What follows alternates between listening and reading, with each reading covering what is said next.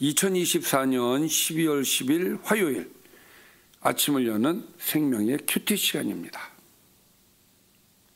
오늘 말씀은 요한계시록 13장 1절에서 10절 말씀으로 적그리스도 제국을 상징하는 바다 짐승이라는 제목으로 함께 말씀을 나누도록 하겠습니다.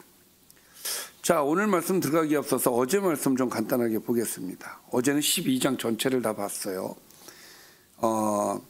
해를 옷 입고 머리에 12별의 관을 쓴 여자가 등장을 했죠. 그 여자가 해산하려고 했습니다. 큰 붉은 용이 또 나타나요. 그래서 그 붉은 용이 그 해산에서 나오는 아이를 삼키려고 하죠. 자, 여자가 낳은 아들이 누굽니까? 곧 만국을 다스릴 남자라고 되어 있어요. 그리고 하나님 앞으로 올려가고 여자는 하나님이 예비하신 광야로 도망을 가게 되어지죠. 자, 그리고 잠시 좀 천상의 이야기로 이제 장면이 옮겨지는데 천상의 싸움, 미가엘과 그 쫓겨난 천사와의 싸움에 대한 이야기가 나오죠. 그래서 그 쫓겨난 천사를 내쫓긴 큰 용, 곧 옛뱀 사탄이라고 이야기를 합니다. 어디로 쫓겨났어요? 땅으로. 네. 그래서 땅으로 와서 남자를 낳은 여자를 이제 박해를 하기 시작을 하죠. 이 여자를 우리는 교회로 해석한다라고 말씀을 드렸습니다.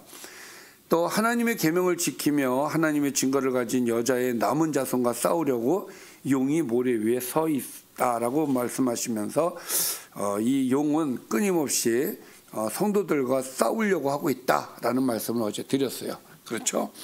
자, 이제 오늘 말씀은 좀 구체적으로 좀 들어가는데요. 오늘 말씀 좀 들어가겠습니다. 자, 내가 보니 바다에서 한 짐승이 나왔다는 거예요. 바다에서 한 짐승이 나왔다라고 되어 있어요. 근데 생김새가 굉장히 독특합니다. 뿔이 10이고 머리가 7이고 그 뿔에는 10 왕관이 있고.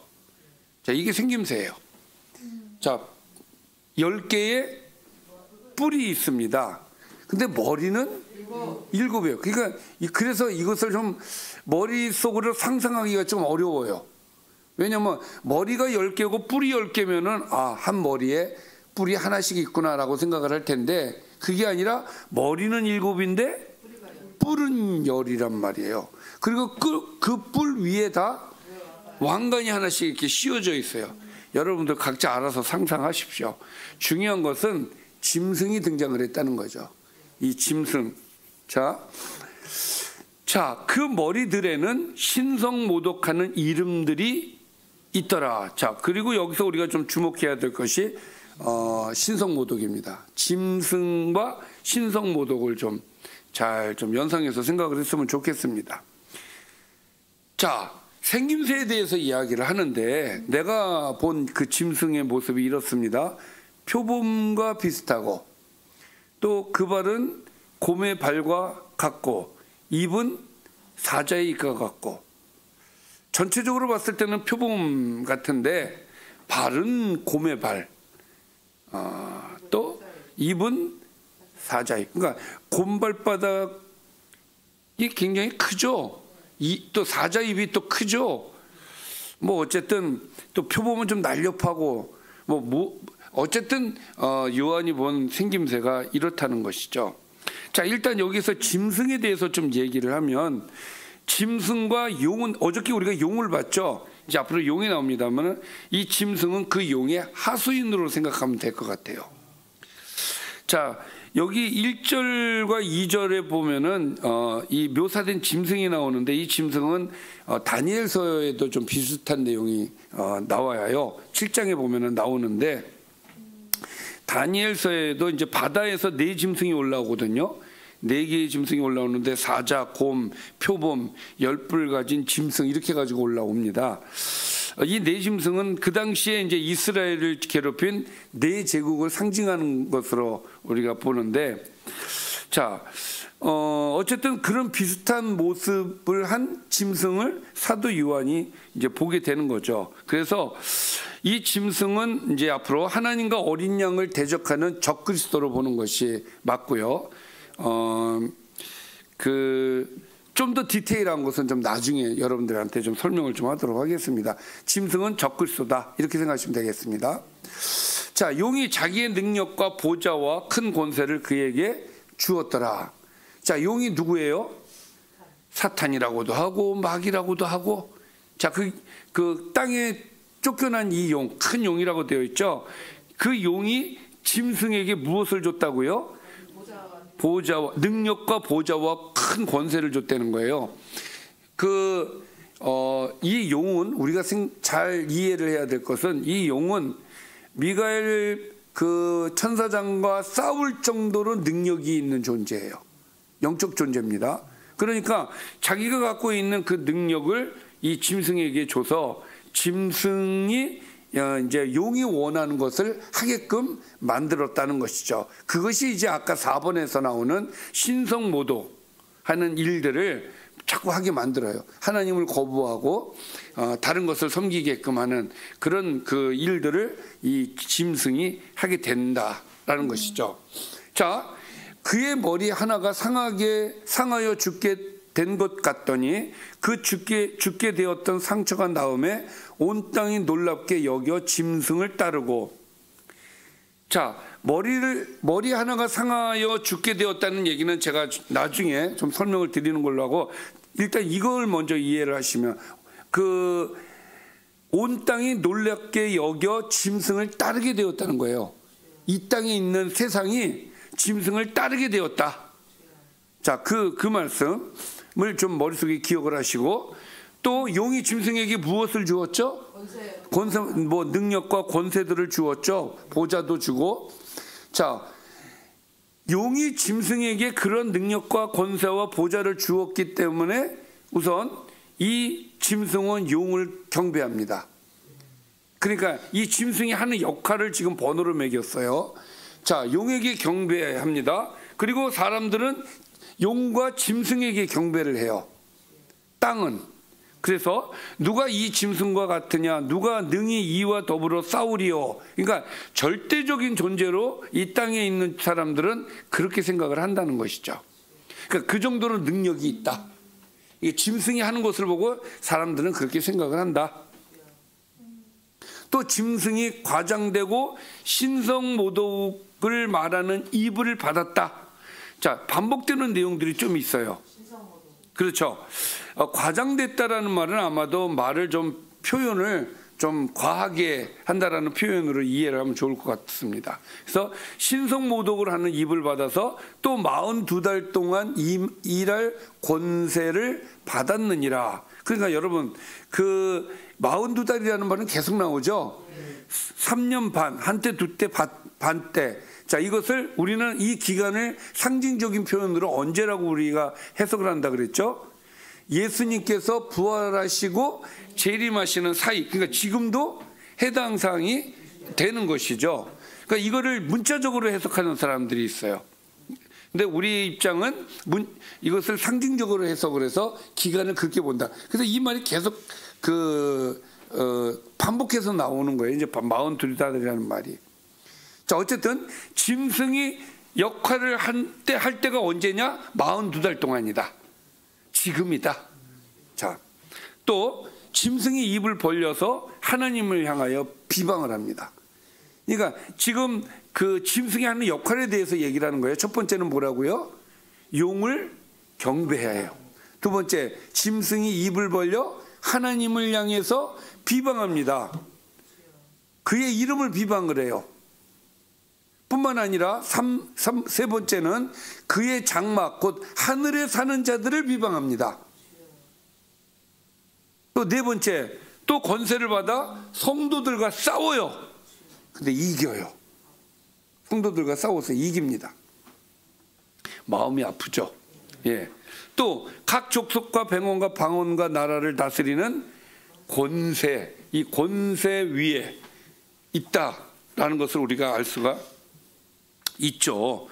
자, 그래서 짐승은 이러한 역할들을 한다는 거예요. 자, 그래서 5번까지 이제 이런 역할을 하는 것을 우리가 보았는데, 가장 그 용과 짐승의 목표는 뭐냐면 하나님과 어린 양께 드리는 경배를 빼앗아가는 거예요. 그래서 신성모독을 시키는 거고 자기들이 빼앗아가요. 그러니까 이것은 그 당시에 그 로마 황제들이 황제 숭상을 하게끔 만들어서 하나님의 이런 그 경배, 하나님께서 받으셔야 되는 경배를 빼앗아 가려고 한 거고, 우상을 갖다 놓고 또 하나님께 경배하는 것을 빼앗아 가려고 하고 하나님을 모독하는 그런 행위들을 이 짐승이 끊임없이 이제 하게 되는 것이죠. 자, 이 짐승의 역할은 지금 해당이 됩니까, 안 됩니까? 되는 거예요. 왜? 지금이 기간이 42달의 기간에 속해 있기 때문에 그런 것이죠. 자, 그 다음 죽임을 당한 어린 양의 생명책에 창세 이후로 이름이 기록되지 못하고 이 땅에 사는 자들은 다 그 짐승에게 경배를 할 것이다. 그러니까 생명책에 기록되지 않은 사람들은 짐승을 섬기게 되더라라는 것이에요. 그러니까 42달 동안 많은 사람들이 있지 않겠습니까? 그 사람들이 생명책에 이름이 없는 사람들은 짐승을 경배할 수밖에 없다라는 이야기를 하는 거예요. 자, 그래서 짐승의 역할이 굉장히 활발하게 움직이는 것을, 매우 강력하게 움직이는 것을 오늘 말씀을 통해서 보았죠. 자, 그래서 9절에 누구든지 귀가 있거든 들을지어다. 잘 들으라는 거예요. 왜? 짐승이 움직이고 있다. 지금 이 시대도 짐승이 움직이고 있다. 그래서 이 10절이 참 마음이 아픈 이야기입니다. 사로잡힐 자는 사로잡혀 가요. 칼에 죽을 자는 마땅히 칼에 죽을 것이니. 그러니까 신앙을 지켜야 되는데 이 짐승들의 이 막강한 힘 때문에 잡히기도 하고 죽기도 하고 이런 아픔이 성도들에게 있는 거예요. 그래서 성도들에게 무엇이 필요합니까? 인내와 믿음이 필요하다라고 얘기를 하는 거예요. 이 42달 동안에 성도들은 믿음과 인내가 필요하다라는 것으로 오늘 말씀을 마무리하게 됩니다. 자, 오늘 말씀 좀 정리를 해보겠습니다. 요한은 10뿔과 10뿔의 왕관을 쓰고 7머리를 가진 짐승이 어디에서? 바다에서 올라오는 것을 보게 되죠. 그 짐승은 용에게, 자, 이 용이 누구예요? 사탄이요, 마귀요. 그 용에게 큰 권세와 능력과 보좌를 받아서 하나님과 하늘에 사는 자들을 비방하고 성도들과 싸워서 이기기도 해요. 또 세상을 다스리니 생명책에 이름이 기록되지 못한 사람들은 다 그 짐승에게 경배를 하게 됨으로써 하나님이 받으셔야 할 경배를 빼앗아가는 그런 역할을 이 짐승, 용에게 권세를 받은 짐승이 그 역할을 했다는 거예요. 그러다 보니 성도들이 핍박을 받습니다. 왜? 하나님을 경배해야지 사단을 경배할 수는 없는 거 아니겠습니까? 그래서 성도들에게 필요한 것이 무엇이다? 인내와 믿음이 필요하다라는 것이 오늘의 말씀입니다. 역시 어제도 비슷한 말씀이었지만은 지금 이 시대가, 우리가 살고 있는 이 시대가 한때 두때 반때 또 1260일 42달 이 기간, 다시 말해서 짐승이 역할을 하는 시기에 우리가 살고 있는 거예요. 그러면 우리에게 필요한 것이 무엇이다? 오늘 명확하게 얘기해 주고 있어요. 인내와 믿음이 필요합니다. 신앙생활하는 데 있어서 우리 인내가 필요해요. 우리가 핍박을 당합니다. 인내해야 돼요. 또 그것을 신앙을 지키고자 하고 하는 믿음이 필요합니다. 사탄은 어떻게든 우리를 공격해서 넘어뜨리려고 해요. 왜? 짐승이 권세를 받았단 말이에요. 자기 능력으로 우리를 넘어뜨리려고 하죠. 그렇기 때문에 정신 바짝 차려야 된다. 아멘. 믿음과 인내를 지키기 위해서 아멘. 오늘 하루도 믿음으로써 인내하시면서 승리하시기를 바랍니다. 아멘. 기도하겠습니다. 살아계신 아버지 감사합니다. 아버지, 막강한 짐승의 활력이 그 활동이 지금 이 시대에도 있습니다.